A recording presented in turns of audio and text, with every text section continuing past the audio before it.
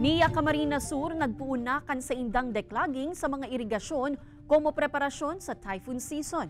Uyan report ni Rosie Nieva.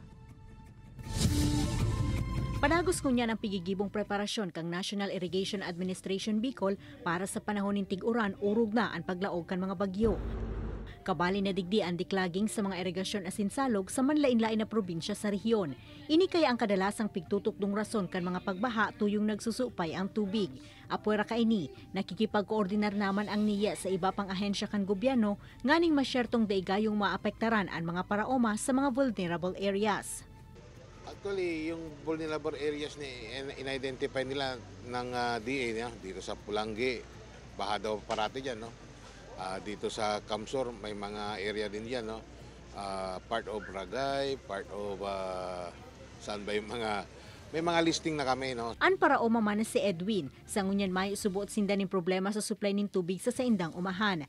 Alagad ang pangapodan sa nakaini sa NIA, DA as siniba pang ahensya kan gobyerno, dainanggad pabayaan ang mga paraoma sa mga panahonin kadipisilan urog na tuyong igwang kalamidad. Ginigibuan man ng paagi kan mga NIA na mapabulusan gabusan mga umami duman.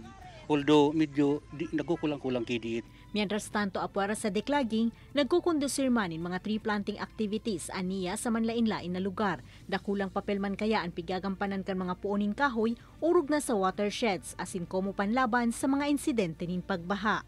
Ini si Rosie Nieva, Balitang Bicolandia.